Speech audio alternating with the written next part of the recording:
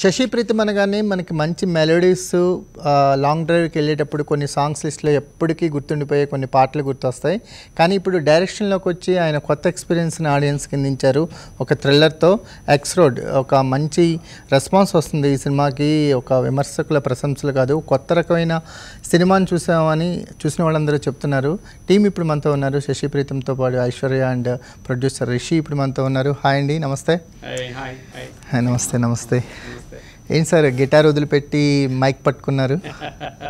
Guitar వదిలిపెట్టి camera పట్టుకున్నాను. Mic camera cinematographer పట్టుకుంటాడు. మైక్ అంతకు ముందు కూడా పాటలు పాడడానికి పట్టుకునేవాడిని. ఇప్పుడేమో యాక్షన్ అని కట్ అని చెప్పడానికి పట్టుకున్నాను. కరెక్టే. జనరల్గా దర్శకత్వం అనేది ఒక ఎక్స్పీరియన్స్తో వచ్చేది. సినిమా ఫీల్డ్లో ఎన్నో ఏళ్ళ నుంచి ఉన్నా నేను కూడా, రకరకాల స్కిల్స్, రకరకాల నైపుణ్యాలతో. సో ఈ స్టోరీస్ మీద వాటి మీద ఎప్పటి నుంచో వర్క్ చేస్తున్నాను. సో ఈ సినిమాతో చేయడం అనేది అంటే మొదట ఈ సినిమాతో మొదలెట్టాలనుకున్నాను. బికాజ్ దీంట్లో ఒక మంచి మెసేజ్ కూడా ఉంది. సో అండ్ ఒక డిఫరెంట్ స్టైల్ ఆఫ్ మేకింగ్తో వద్దామని మొదలెట్టాను. రిషి గారు, మీ ఎక్స్పీరియన్స్ ఏంటి? సినిమా ఇండస్ట్రీలోకి రావాలనుకుంటాం అనేది ఎనీ బిజినెస్లో చాలా రిస్క్ ఉన్న బిజినెస్ ఏదైనా ఉంటే అది సినిమా ఇండస్ట్రీ. సో ఈ బిజినెస్లోకి రావడానికి మీ మోటివేషన్ ఏంటి? Sir, I have been from the corporate field అండి. అరౌండ్ 2000 అట్లా మా ఫాదర్ ఎక్స్పైర్ అయిన తర్వాత I came in to business. So బిజినెస్లో ఒక ఫీల్డ్ అంటూ కాకుండా ఒక 4-5 మల్టిపుల్ పోర్ట్ఫోలియో మెయింటైన్ చేస్తున్నానండి. ఫిలిం ఫీల్డ్ బిజినెస్ లాగా చేయాలా, ఎంత సంపాదించాలి అనకంటే నాకు స్కూల్లో I was very active on stage. So ఆ కనెక్ట్ వల్ల I stepped in to it. ఏదో బిగ్ ప్లాన్స్ వేసేసుకొని బిల్డింగ్ కట్టారు లక్షలు, no, it is not about that. It is partially about personal satisfaction. Okay, మీకు ఎప్పటి నుంచో ఉన్న ఒక అభిరుచిని సినిమాలోకి ప్రొడ్యూసర్ అవటం ద్వారా మీరు ఆ రూట్ని ఎంచుకున్నారు. Exactly, to be close to the field. Okay, Aishwarya, మీ చాయిస్ ఏంటి? అంటే శశి ప్రీతం గారి డాక్టర్గా మీకు ఒక గుర్తింపు ఉంది, అప్పుడప్పుడు మీ వాయిస్ కూడా వినిపిస్తుంటుంది సోషల్ మీడియాలో.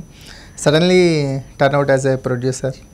అంటే ఐ థింక్ చిన్నప్పటి నుంచి నేను ఈ షూటింగ్ సెట్స్, రికార్డింగ్ స్టూడియోస్, మన anything and everything related to films సంబంధించిన దాంట్లోనే పుట్టి పెరిగాను కాబట్టి ఒక రకమైన ఎఫినిటీ వచ్చింది, ప్రేమ అంటూ బాగా కలిగింది. సో నేను అదే అనుకున్నాను, పెద్దగా అయ్యాక ఏదో ఒకటి చెయ్యాలి అండ్ డాడీతో ఏదో ఒక రకంగా I have to be associated with him అంటూ అలా దిగాను. అలా దిగారు. ఎలా ఉంది ప్రయాణం దిగిన తర్వాత? అంటే ఇట్ వాజ్ బ్రిలియంట్. ఫాదర్ డాటర్గా అయితే నేను I been working with him for many years అండి. మా వేరే బిజినెసెస్లో అయినా ఏదైనా I prefer working with him ప్రొఫెషనల్గా. So this was a new experience నాకు. బట్ ఏదో ఒక రకంగా నేను అనుకున్నా డాడీకి హెల్ప్ చేసి తీరాలి ఈసారి అంటూ నేను దిగాను అంతే. సూపర్. మీకు ఈ కథతోనే డైరెక్టర్ అవుదాం అంటే ఈ కథనే డైరెక్ట్ చేద్దాం మొదటి సినిమాగా అనిపించిందా, లేకపోతే మల్టిపుల్ స్టోరీస్ రాసి ఇది పాస్ అవుట్ అయిందా? యాక్చువల్గా మల్టిపుల్ స్టోరీసే, కానీ ఈ పర్టికులర్ కథ ఎందుకు అంటే ఈ కథలో ఉన్న మోస్ట్ ఇంపార్టెంట్ థింగ్ ఏంటంటే ఇది కూడా ఏంటంటే ఒక film making, cinema backdrop. Film making అనేది డ్రీమ్తోనే వచ్చిన కొంతమంది కథ అనమాట ఇది. సో ఇప్పుడు దీని మీద వర్క్ చేస్తున్న వాళ్ళు కూడా యాక్చువల్గా దగ్గర 25 to 30 new people are there. అంటే కాస్ట్ తీసుకోండి, లేకపోతే టెక్నీషియన్స్ అందరు కలుపుకోండి, అందరూ కొత్త వాళ్ళే, టోటల్ ఫ్రెష్. కొంతమంది అయితే very first time on camera. అందరూ కూడా ఎంతోమంది ఈ విధంగా కొత్త వాళ్ళు ఉండడంతో సో ఎక్కడో it's a very parallel story అనమాట. మన story as well as the real story of the movie also చాలా ప్యారలల్గా అనిపించింది నాకు. సో దీంతో చేస్తే బాగుంటుంది సో అని దీంతో మొదలెట్టాను. సినిమా వాళ్ళ కథలు సినిమాగా మలచటం అనేది అంటే కమర్షియల్గా అంత వైబుల్ కాదు. కంపారిటివ్లీ చూస్తే ప్రీవియస్ కూడా సినిమా వాళ్ళ కష్టాలు మాకు ఎందుకులే అనుకుంటారు. సినిమా వాళ్ళ నుంచి ఎంటర్టైన్మెంట్ తప్ప ఏమీ ఎక్స్పెక్ట్ చేయరు కదా. సో ఈ బ్యాక్డ్రాప్ని ఎంచుకోవటానికి ఆ కమర్షియల్ వైబిలిటీ ఏమైనా తగ్గుతుందా అని అలాంటి క్యాలిక్యులేషన్స్ ఏమన్నా before stepping to the story ఏమైనా జరిగాయా? అంటే జనరల్గా అలాంటి పర్టికులర్ ఇవాల్యుయేషన్ అనేది అలాంటిది I don't think that was necessary అండి. అసలు సినిమా అంటే ఏంటి అంటే ఒక ఈవిల్, ఒక గుడ్, ఈ కష్టాన్ని దాటడమే. ఏ స్టోరీ తీసుకోండి అదే. మన మన మన హిస్టరీ తీసుకోండి, రామాయణం తీసుకోండి, it's a war between good and evil. అంతే. ఎంత పెద్ద కష్టాన్ని దాటితే అంత సూపర్ హీరో దాటడం అనేది అది దాటే ప్రాసెస్, ఆ జర్నీనే చూపిస్తారు ఎంగేజింగ్ గా ఉందనేది, ఎంత ఎంగేజింగ్ గా ఉందనేది. కానీ సో అది సినిమా ఇండస్ట్రీ కానివ్వండి, లేకపోతే మరొక ఇండస్ట్రీ కానివ్వండి, ఏదైనా కానివ్వండి, స్టోరీ పరంగా వాటికి ఉన్న ఆ మెయిన్ లైన్ అనేది, మెయిన్ థీమ్ అనేది ఒకటే. సో దానికి ఇచ్చే మనం ఆ స్కెలిటన్ ఒకటే, కానీ దాని మీద ఫామ్ చేసే బాడీ అనేది వేరు. అంటే కష్టానికి మనం చూసే పద్ధతి డిఫరెంట్గా ఉంటుంది, ఆడియన్స్ కనెక్ట్ అయ్యే విధానం. ఒక ఐఏఎస్ ఐపీఎస్కి ఒకటి ప్రిపేర్ అవుతూ ఫెయిల్ అవుతూ మళ్ళీ ప్రిపేర్ అవుతున్నాడంటే అతనికి సపోర్ట్ చేసే విధానానికి, ఒక డైరెక్షన్ డిపార్ట్మెంట్లోకి ఫెయిల్ అవుతూ ట్రై చేస్తున్నాడంటే అతను చూసే విధానానికి సొసైటీలో తేడా ఉంటుంది, సొసైటీ రిలేట్ అయ్యే విధానంలో తేడా ఉంటుంది. సినిమా కష్టాలు ఏవి అంత సీరియస్గా తీసుకోరు, ఎవరు చేయమన్నారని సింపుల్గా అనేస్తారు. ఇంకేదైనా పని చేసుకోవచ్చు కదా. మీరు చెప్పింది కరెక్ట్. అంటే ఈ రోజుల్లో స్పెషల్గా ఈ టెక్నాలజీ వచ్చి ఒక చేతిలో ఒక ఐఫోన్ లేకపోతే ఇంకో ఫోన్ పెట్టేసుకుని ఎవరైనా సినిమా తీయొచ్చు, ఆ ఫోన్తో కూడా తీసేసుకుంటారు. ఇంతే కదా సినిమా తీయడం అనుకుంటారు. ఇక్కడ కష్టానికి గ్లోరిఫికేషన్ లేదంటున్నాను. I partially agree with you. But మనం ఆ కథలో మనం దాన్ని ఏ విధంగా పుట్ ఫోర్త్ చేస్తాం అనేది అది బిగ్గెస్ట్ ఛాలెంజ్. అదే ఈ కథని సినిమా బ్యాక్ డ్రాప్ కాకుండా వేరే బ్యాక్ డ్రాప్ లో చెప్పుంటే ఈజీ అయిపోతుంది. ఎందుకని ఒకసారి ఎత్తుకోవడం త్రివిక్రమ్ గారి స్టైల్లో చెప్పాలంటే పెద్ద రాయి కిక్ రాలేదేమో, చిన్న చిన్న ఛాలెంజ్ పెట్టుకుంటే కిక్ రాలేదేమో. అందుకని ఎప్పుడు ఒకటి ఏదైనా కొంచెం ఎక్కువ ఛాలెంజింగ్గా ఉంటే ఆ రిస్క్ తీసుకోవాలనే ఒక తత్వం ఉన్న మనిషిని నేను బేసికల్గా. ఏదైనా సరే that is what I am. ఎందుకంటే మీ లైఫ్లో కూడా నాకు ఎక్కడ కమర్షియల్ లెక్కలు కనిపించవు, మీ మ్యూజిక్ ప్రొఫైల్స్లో కూడా. సో ఈ కాంబినేషనల్ క్రేజ్ కానీ కమర్షియల్ లెక్కలు కానీ మనం ముందుకెళ్తున్నామా వెనక్కి వెళ్తున్నామా అనే రేసులు కానీ కనిపించవు. ఒక సూపర్ హిట్ డైరెక్టరు, ఒక సూపర్ హిట్ మ్యూజిక్ కంపోజర్ అనే ట్యాగ్ లైన్ వచ్చిన తర్వాత కూడా ఇలా ఉండటం ఎలా సాధ్యం అవుతుంది మీకు?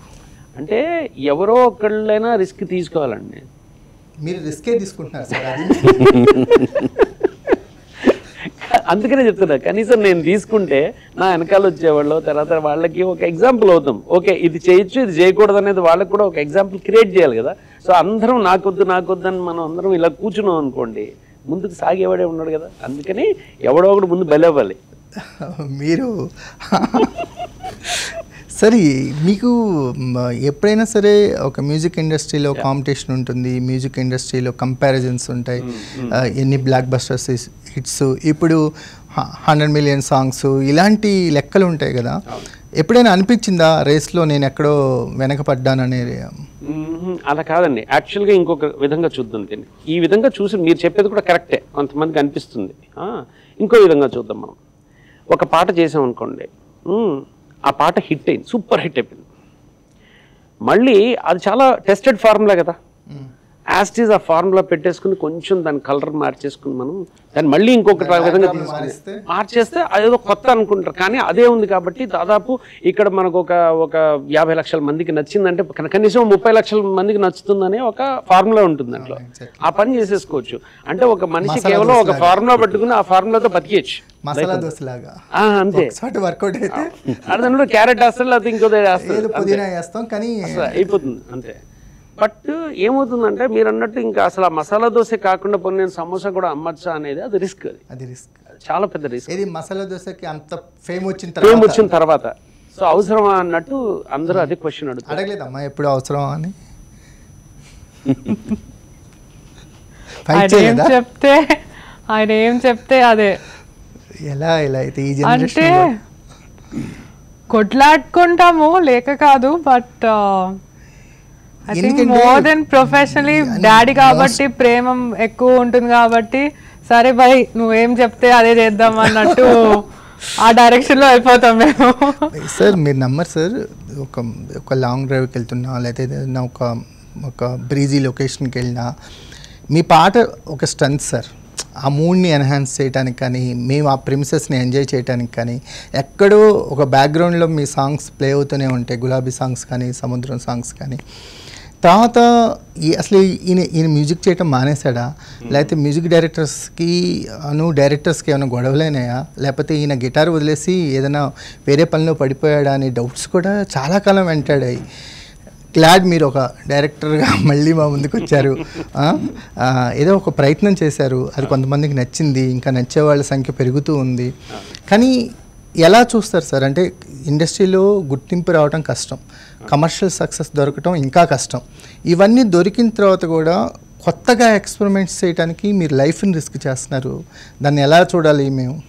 సార్ యాక్చువల్గా ఏంటంటే సినిమా అనే దానికి మనం వరల్డ్ వైడ్ కూడా తీసుకుందాం ఉంటుంది. సో కమర్షియల్ సినిమా ఒకటి అండ్ ఇండిపెండెంట్ సినిమా అంటే ప్యారలల్ సినిమా అంటారు దాన్ని. మనకి చాలా తక్కువ తెలుగు అసలు లేదు సినిమా అనేది. ఎక్కడో ఇప్పుడు మనం తీసే మన టైప్ ఆఫ్ థింగ్ కి ఆ ప్యారలల్ సినిమాలో ఒక్కొక్కళ్ళకి వాళ్ళకి 1,00,000 మంది చూసే వాళ్ళే ఉన్నారనుకోండి, ఆ 1,00,000 మంది కోసమే వాళ్ళు చేస్తున్నారు cinema. Exactly sir.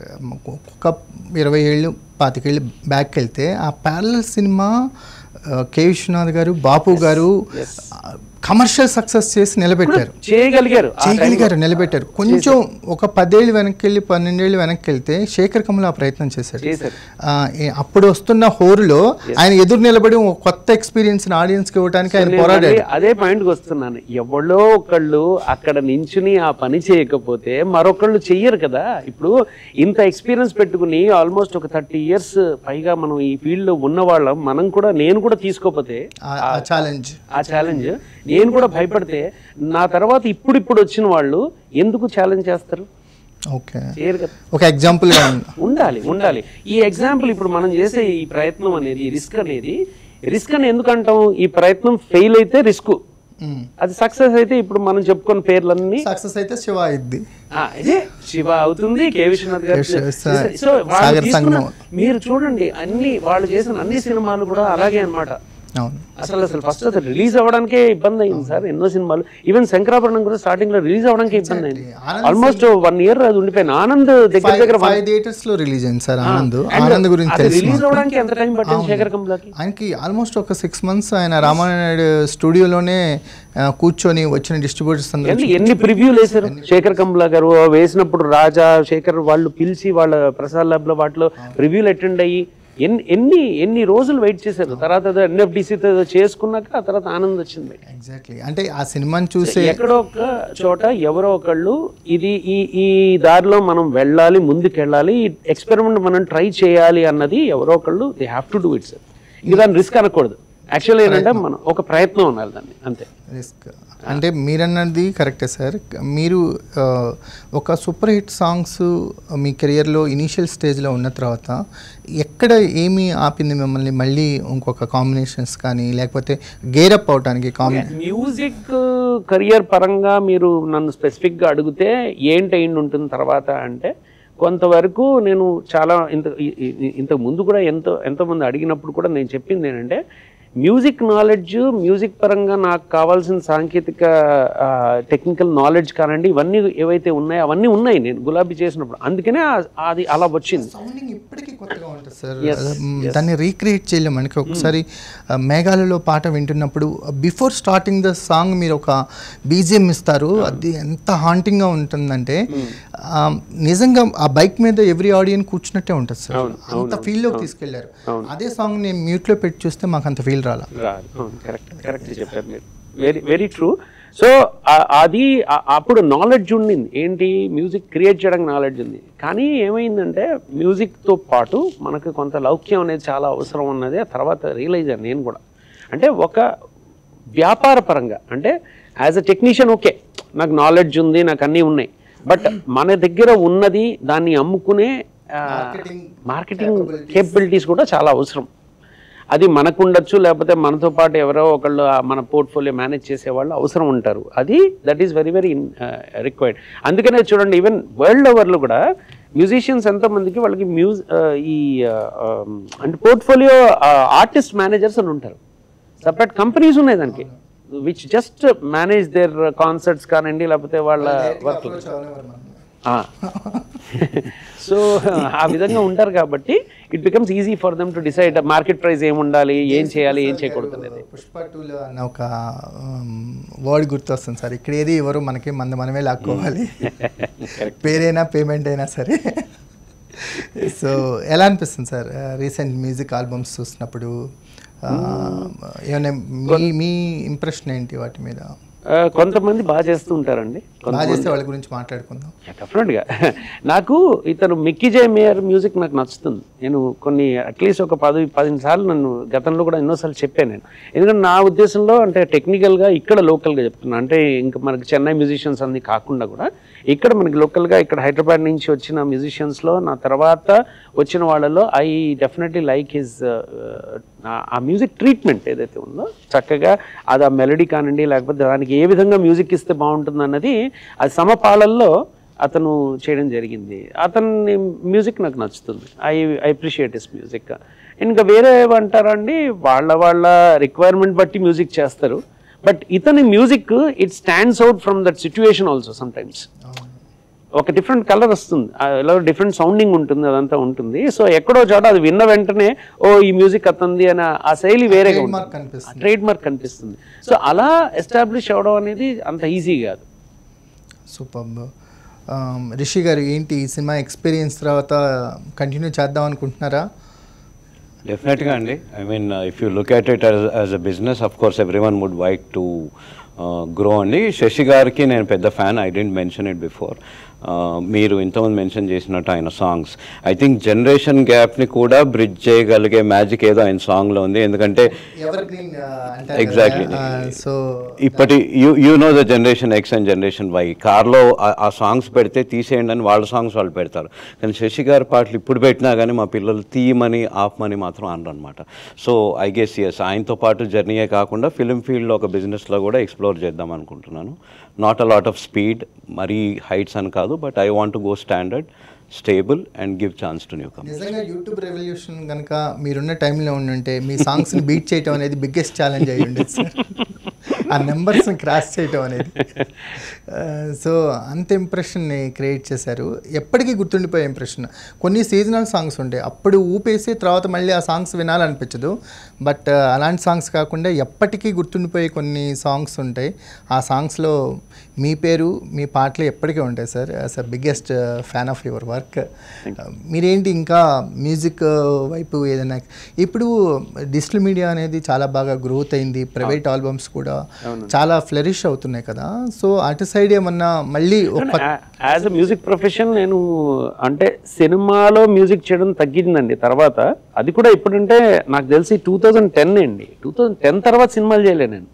But till 2010 I did a lot of movies. అంటే ఈ 2000 సంవత్సరంలో నేను అటు హిందీ సినిమాల మీద వర్క్ చేయడం వల్ల నేను ఇక్కడికి కట్ ఆఫ్ అయిపోయాను, తెలుగు నుంచి చాలా దూరం అయిపోయాను నేను ఇక్కడికి. బట్ ఎనీవేస్ 2010 తర్వాత కూడా నేను మ్యూజిక్ ఫీల్డ్లో ఉన్నా, నేను మ్యూజిక్ సినిమాలకు చేయలే. ఏం చెప్తారు సార్ అంటే ఈయన మ్యూజిక్ చేయట్లేదనో, లేకపోతే అందుబాటులో లేడనో, లేకపోతే డిఫరెంట్ ఒపీనియన్స్తో ఉండే వాళ్ళకి, ఒక కొత్తగా అప్రోచ్ అవ్వాలనుకునే వాళ్ళకి మీకు ఏం చెప్తారా? ఐఎమ్ ఓపెన్ అని చెప్తారా? యా నా నెంబర్ కావాలంటే ఇస్తా.